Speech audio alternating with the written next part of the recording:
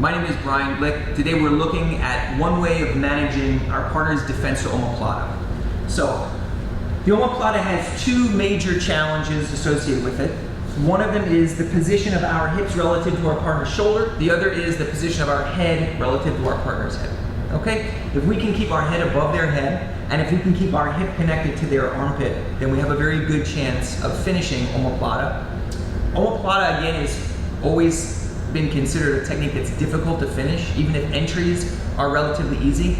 And most people choose to sweep out of omoplata, reverse their partner, or transition. And that's usually because it's difficult to manage our hips and their shoulder, or our head and their head. Okay, it happens.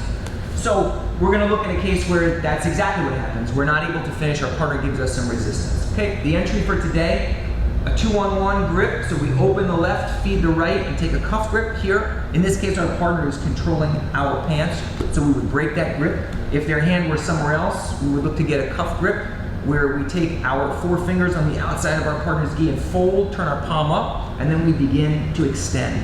We like to put a foot in place so that we can have full control over our partner's right-hand side. Okay, with this grip, we don't have any control over their left side, but we don't need it because of the attack that we're doing. We're gonna post, pull, extend, and we're gonna put our knee right here behind our partner's tricep. Our hips rise up off the floor, and we're gonna fold our left leg through so that it crosses in front of our partner's face. We put 2 feet together, foot on foot. We extend to begin the action, bring our partner's head down. Okay. Our right hand is going to reach and it's going to control our partner's belt, and this is going to allow us to stay connected to our partner. Okay. Traditionally, when people do omoplata, they often will look to extend the legs and sit up right away. This cross grip allows us to be able to stay close to our partner. So just rotate your knees here. So again, this cross belt grip allows us to stay a little bit more connected to our partner. A very common response as your partner goes to escape omoplata is for them to plant their right foot. So they put their right foot up with the goal of either stepping over your head, okay, is a common response, beginning to stand up and using this leg to raise their head up. Okay? So when we see this leg post, we're going to forego our previous grips, which were cuff down here and cross belt grip. And again, if we were working without the gi, we would simply be controlling our partner's elbow. All right, we wouldn't have a belt to grab, so most of the work would be done by our left hand. And when we feel our partner posting this leg, we're going to switch to a double catch grip. We're going to go left hand here, elbow deep below our partner's knee. Right hand goes over the top. We bring our head close to our partner's leg.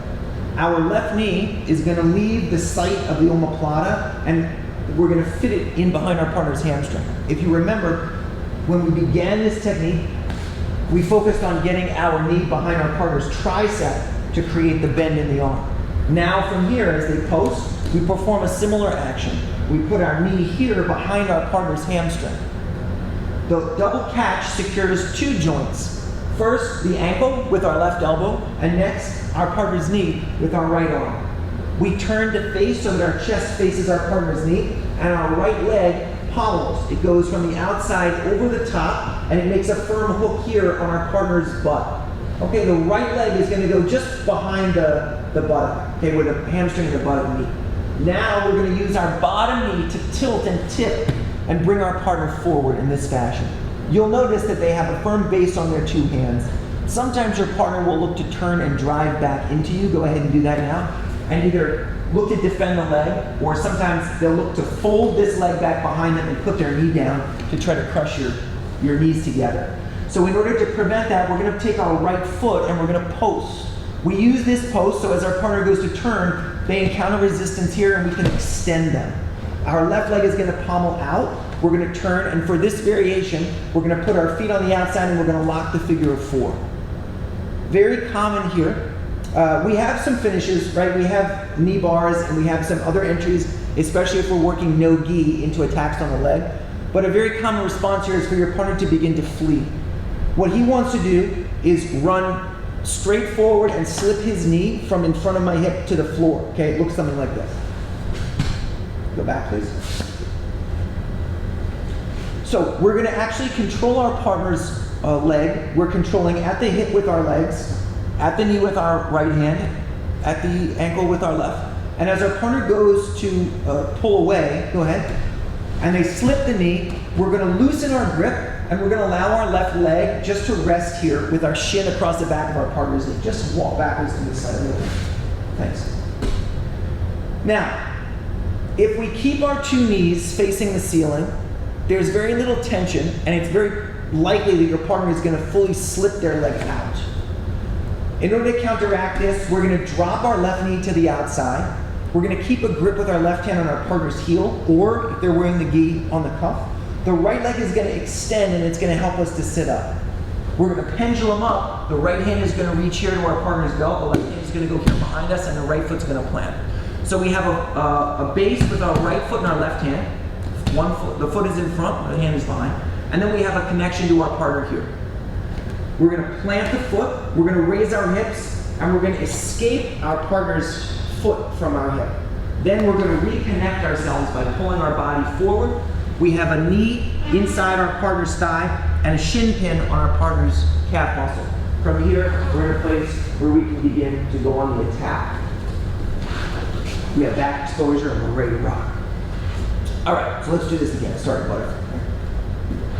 Okay, 1, 2, 3, our initial grips. 4, we post, pull, and we fit our knee behind our partner's tricep. Now from here, we pommel the leg, we post our feet and extend.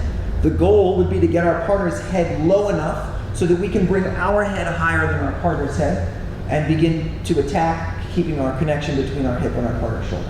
All right? But we find our partner is savvy, they know what they're doing. They plant this foot either as a prelude to stepping over or as a preliminary move to bring their head up. We switch our grip. Left arm around the corner, right arm over the top, and our left knee inverts. We put it as a wedge behind our partner's hamstring.